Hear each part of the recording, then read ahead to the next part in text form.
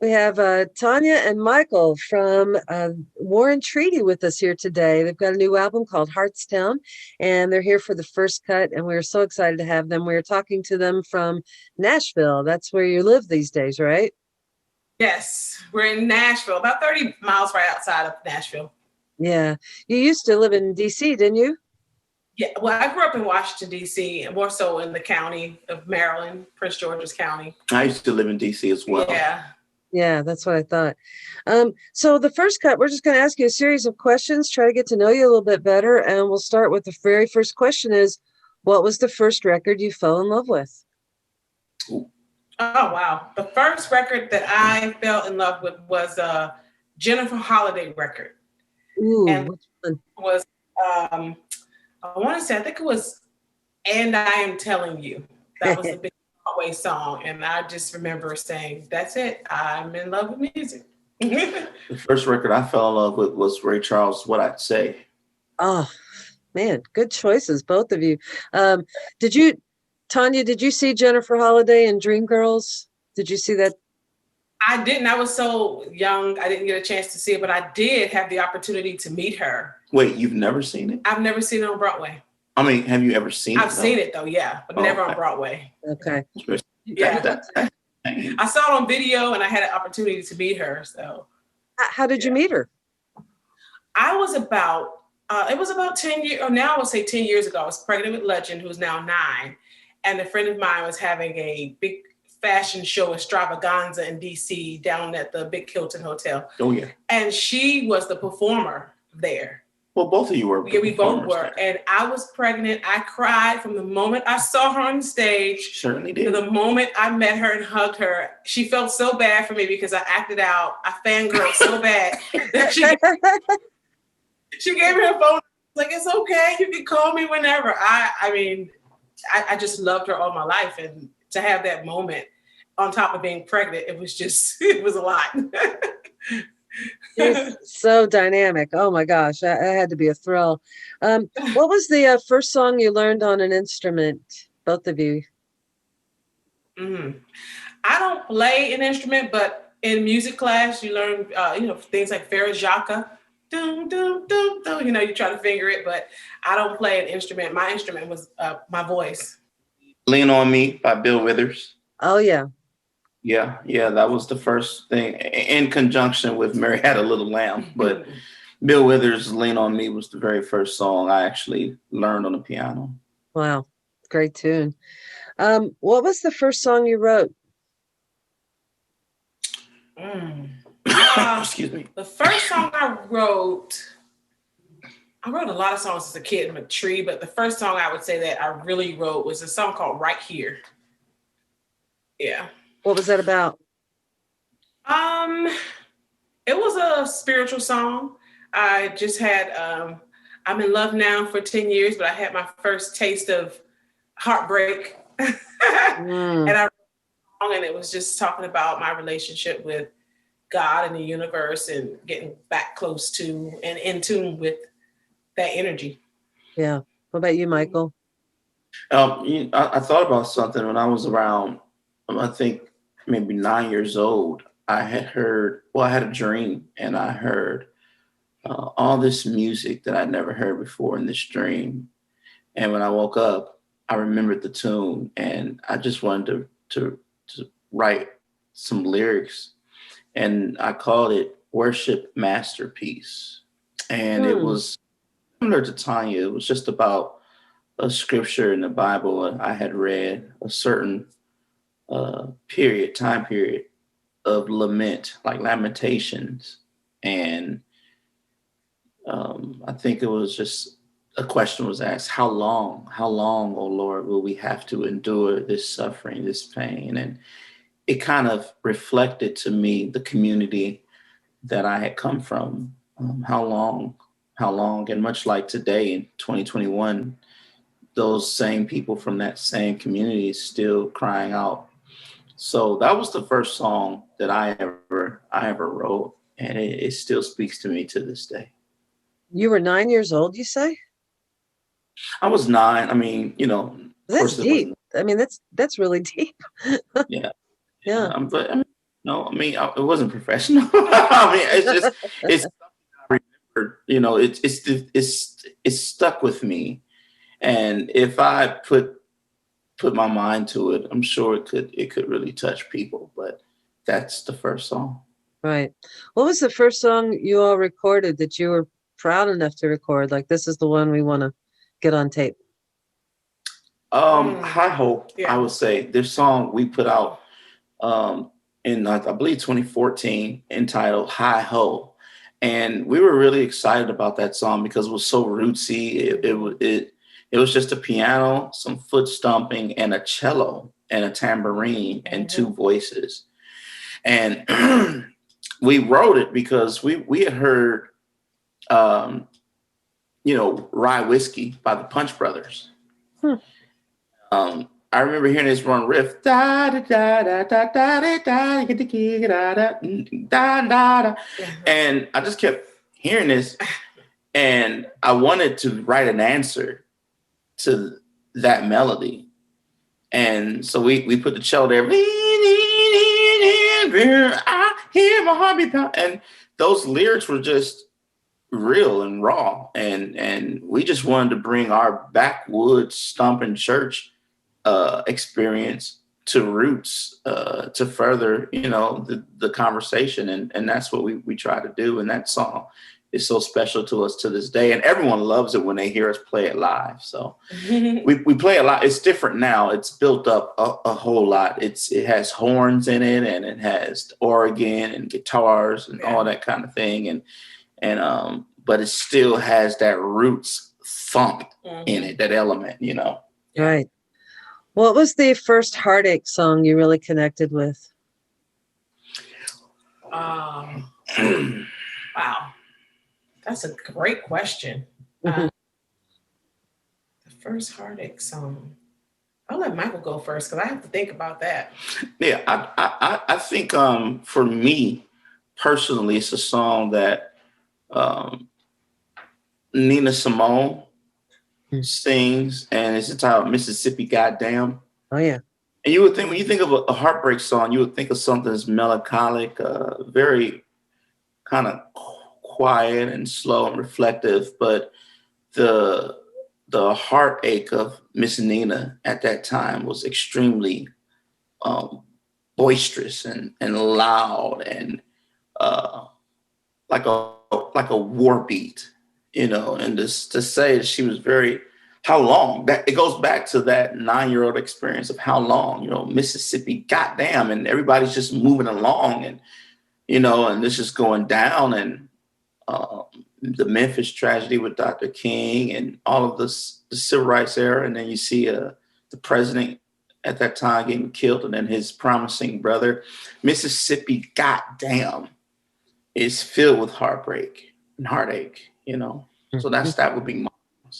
Yeah. I would have to say, and it probably isn't one of heartbreak, but I remember watching the scene of Dorothy and the Wiz and watching her sing Somewhere Over the Rainbow, and all those songs that out of that, because she was so sad, she was lost. It was just her and her dog going through the different, phases of trying to get back home, and the sorrow that she felt when she couldn't get home. As a kid watching that, I remember I would cry watching her with her dog, just trying to get back home to Auntie Em and her uncle. So I would say that was my first experience of seeing heartbreak, of kind of seeing sadness. I wouldn't even say heartbreak, but sadness. Yeah. Yeah. And being able to connect to that for sure. I'd also like to throw in there Strange Fruit. Oh my gosh, yes. When I heard that, I actually heard Strange Fruit. I just remembered I heard Strange Fruit before Mississippi Goddamn in school. My teacher, Mr. Lee, he would try to get us to connect with something that we don't hear about today, which is Black privilege. And what I mean by that is the fact that we have school books. We have the opportunity to be educated and have education, and some of our parents make more than minimum wage, and so many of our children, like my son and daughters, they have no idea about Strange Fruit. They don't know anything about what Billie Holiday was singing about and what she had saw. The young lady coming from the streets of Baltimore, and Baltimore is still plagued with a version of Strange Fruit. So I think that is just something that really it was burned into my mind and in my heart, and it just stayed. Mm-hmm. Who was the first artist that you were obsessed with or greatly admired? Just everything that they did. So I'll go ahead with this one, Tanya, as well. So it was two individuals for me, and I say this in many different interviews, but I'll take you through a kind of a journey a little bit. It started out for me as Michael Jackson, because I just thought that Michael was just, as a little kid, I would see those videos and I thought he was my age. Mm-hmm. So it was like a shocker for me to see this little guy doing all these things. But as I got older, I realized that I wanted something a little bit more relative, something that was connecting more to what I was experiencing in my my early adulthood, and I think the two artists that travel with me from childhood all the way to at this point would have to be Johnny Cash and Ray Charles. Both Johnny Cash, because his story as far as like military and really just trying to make it with a wife and kid, at that time it spoke volumes to my life. His life was speaking to me versus his music. And once I started to really dig into the man in black himself and really start connecting with all those different songs, Walk the Line, the songs that he would do with his wife, then I started to see how important he is to my life. And from Ray Charles' standpoint, Ray Charles came from the church, and he just took a bunch of church feel and brought it to his real world. And for the War and Treaty, I think that is the main idea for us, we're not trying to really create a religious experience. We're trying to really give you a spiritual experience, and a spiritual experience without the chains or the pressures of religious culture, So Ray Charles, and to see all that he went through and to see all that he overcoming drugs, being a womanizer and then overcoming that, and being a bad dad and then overcoming that, and just being a person who you really honestly would look twice at, to being someone who has moved the conversation forward with just one cover of Don Gibson's I Can't Stop Loving You, and then Carmichael's Georgia on My Mind. These two artists embody everything and what it means to be an American, in my opinion. And I'm very honored and proud to say that they are my two impact artists. Mm-hmm. What about you, Tanya? Yeah, mine would have to be, but it's actually three people because one totally got everything, I think, from her. But Aretha Franklin, definitely, Whitney Houston, and Barbara Streisand. Yeah. I mean, when you think about a triple threat of, Broadway, film, TV, dancing a little bit, Barbara Streisand is it. She's here to me. She's, I say one of the goats. And Whitney Houston, we had an opportunity to have her a little bit longer. I'm very sure that she would have, taken her film career and did the same things that Barbara Streisand had the opportunity to do. And of course, Aretha Franklin. I mean, we can't say enough about the Queen. And to have a voice like that through centuries. I mean, generations of people will be listening to her long after I'm gone, long after all of us are no longer here. Whitney Houston will be Aretha Franklin will be like we're celebrating Billie Holiday right now, doing films on her. This will go on forever. And all the things that she overcame, all the things that she did privately to help her community in Detroit. It's just amazing to be able to, have those three women and what they did for me as a child and as a teenager. Whitney Houston letting me see what's possible for a young Black girl growing up in Prince George's County, that you can wear a gown and look glamorous and just stand there and sing, and your voice be that instrument that thousands, millions of people are coming to see. And I remember going to my first concert, and that was Whitney Houston. And I cried again the entire time in Columbia, Maryland. It was unbelievable. It was unbelievable. And I don't think we get the swag and the character of Whitney and the swag and the character of Barbara without Aretha. Without Aretha, yeah. I remember listening with my wife. We were at our home in Albion, Michigan, and we put on a record. And I just grabbed any record and just threw it in the record player and was hearing who I thought was Barbara. And it was, I thought it was Aretha. Yeah. And it was Barbara. And that's from the collection that you brought me, because Michael brought me a collection of Barbra Streisand. Oh, yeah. It's a lot of records. And it was just in that collection. It was one of the albums I knew nothing about. I was like, whoa, do you hear this? Much soul. So much energy. I was like, wow. Yeah. Like, gosh, that's Barbra Streisand. Do you remember what song that was? I want to say good. No. I don't. We have the album downstairs, but I don't remember. I just remember the tune. Yeah. She was singing to the top of her lungs. Let me just. Soulful. We'll make sure we get it to you, though. Yeah. Oh, that'd be great. I'd love to know. I have a huge box set of Streisand too, and I was so obsessed with her. And Aretha. Yeah. And Whitney, I always really just appreciated. I just thought she had an incredible instrument. My God. What was the name of the first band you played with? Oh, I know that. Yeah, I do too. The first band that Tanya and I played with, solo artist was Valerie June. And the duo was the Indigo Girls. Yeah. Really? You played with the Indigo Girls? Same year. Yeah. They both took us out on the road with them. Oh. What did you Wait. You mean your first band that you were in. This one. Yeah. The Warren Treaty. Warren Treaty, okay.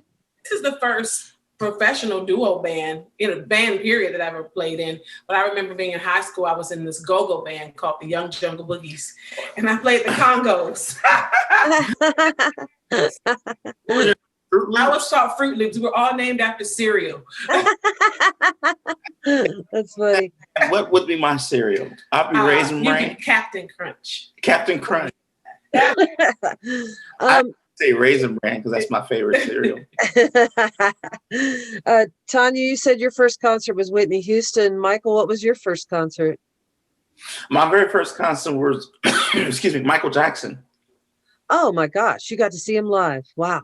I tell everybody it was the most unenjoyable experience of my entire life. It was so enjoyable because so much energy and Michael Jackson, he had come to the Cleveland Coliseum back in the 80s. And again, he was electric. Yeah. It was unenjoyable because Michael would explode out of the stage and stand there for 15 minutes. And people were passing out all around me. And we kept, throughout the whole concert, we kept getting stretchers having to come in, and people were literally passing out while this man was performing and just standing there. And he took 15 minutes before he did the next movement. And he was just trying to calm the energy down and trying to give them time, the EMTs time, to remove the people who have passed out. And then he went to his first song, which was Jam. Wow. What record are you guys listening to now that you're really loving? I was listening to a lot of singles. I listened to James Brown's Try Me. I was listening to the Sly and the Family Stone. In fact, I have it pulled up here because this is I Want to Take You Higher, and it's from the Greatest Hits album. Um, yeah, and I also been listening to records for purposes of studying, like today, like Chris Stapleton's newest album, Starting Over. Um, Pretty much a young artist, Katie Pruitt. Are you Oh, I familiar? love her. Yes, love her. Katie and I were just talking this morning, but Katie is phenomenal, and the work that Gary Pachosa did in mixing her record, the same guy engineer who did ours, was just Mm.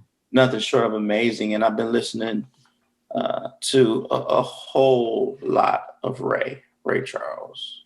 Yeah. Mm-hmm. How about you, Ben? I listen to a lot of Ella Fitzgerald.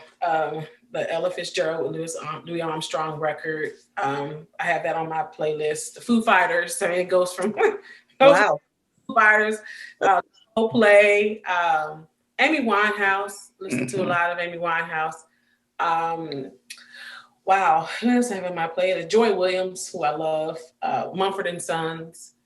You know, so different on the playlist that I have. Just a lot of different artists with different energy. You know, it depends on the day of, you know, how I feel that day. I've also gone back and listened to our records and our journey. I think in the pandemic, what I've learned to do is to go back and appreciate, and not so much complain, because I had fallen into a web of just complaining about what I don't have, and complain about what would have been different, what I would have done differently had I had X, Y, and Z, instead of just appreciating the fact that you created, period. And I realized, you know, that we're worth listening to. The War and Treaty. I mean, we've created quality work, and there's a time to be humble, and there's a time not to be humble. And the one thing that I've been doing is going back and listening to what we've created, but also watching the live shows and realizing, man, we were kicking ass. Like, wow, we did, you know, And so I encourage anyone who hasn't seen our show live. You need to come and see the show live. And if you haven't gotten the record, any of them, Down to the River, Heel and Tie, or our latest release, Heartstown, we are proud of it, and we do believe that it can really help your day move along while we wait to come out of this pandemic. So yeah. Well, I'll tell you what, when I think about a song that lifts me up, it's 5 minutes of your. Oh God, I love that song. Thank you. That is interesting. Do you know the story behind that song? I don't. Well, I'm happy to hear that it lifts you up. That song was written in a very tumultuous period in 2017. In fact, in 2017, I had given up. This was my time to quit, and not quit music, not quit, something so loose. I mean, quit life. And I had my plans this particular day. I was ready. And I had just got tired of just failing over and over and over again, just failing. How in the hell did we get back to not having money for rent? And I don't know if you've ever been there. You work your tail off, and just when you think you're seeing a glimpse of hope, something drastically happens. It just takes everything from you. And I was ready to end that. And I remember sitting on the stairs, getting close to my time. And I like to say this a lot. Love snitched on me. And Tanya picked up on that, because I suffer with PTSD from being an ex-service member. So she's always looking at me and paying attention and trying to see. And she called the Albion Police Department at the time, and they came and they assisted her. And she walked right to me while I'm sitting on those stairs, She got right down on her knees, right between my legs, and grabbed me by my face like a mother would grab a child, and lifted my head up and said, I know you have a plan to end your life. She said, but I just need 5 more minutes to love you. Just 5 more minutes. She was like, I promise. And the police officers were saying, stay with me. Come on, stay with her, man. Stay. And Tanya would echo, yeah, stay with me. Stay with us. Just 5 more minutes. She was like, I promise I'll give you more reason to stay. And something in that moment said, listen, and look. And I looked at her and I listened, and with tears in my eyes, I said, okay.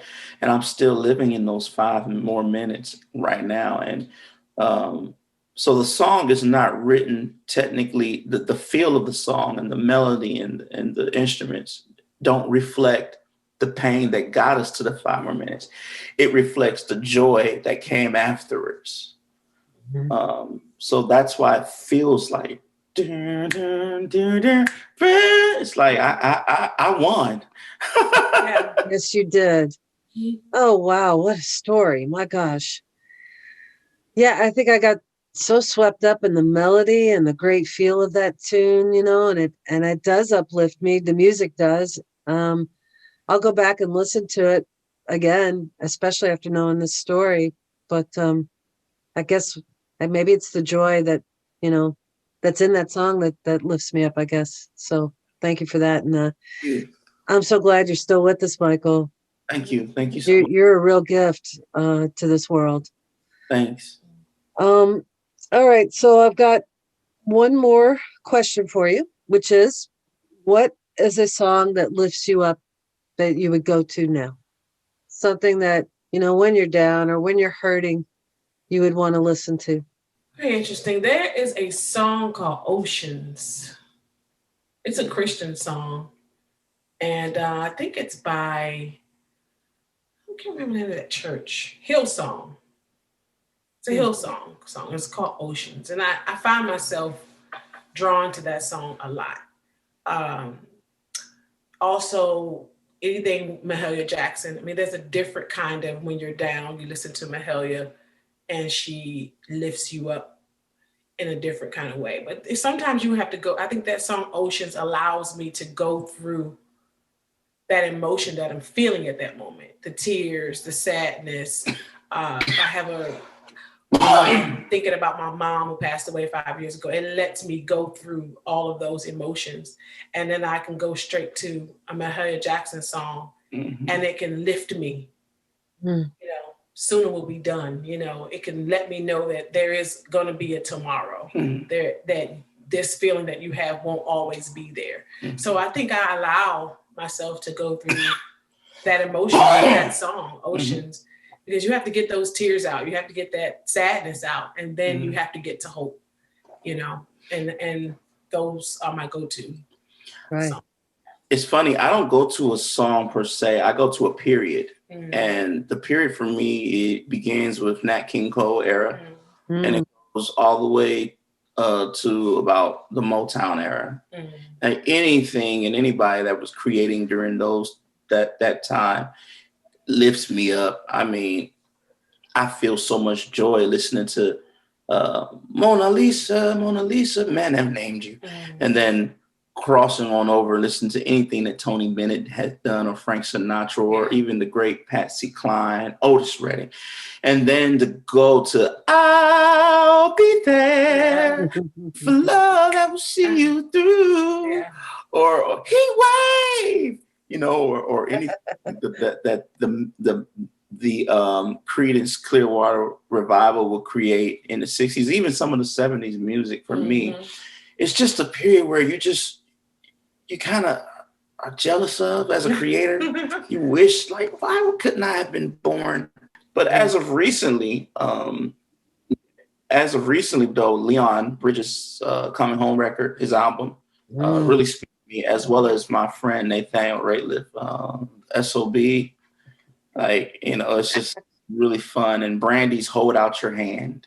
Those are just Mhm. La la la la la la la. Yeah. Right. Right. Well, this has been wonderful, and I thank you all so much for joining us today for the first cut. And I wish you all the best. And thank you for doing this. Thank you so Thanks much for having your us. And time. again, apologies to you for our tardiness. We're normally not like Only that. 15 minutes early. It's totally fine. It's just great to be able to talk to you guys. So Yeah. y'all take care. Stay well, please. Your cat's beautiful. Yeah, I love you, Kat. Oh, thanks. Yeah, she kept making an appearance. Take care, y'all. Bye. Thanks. Bye-bye.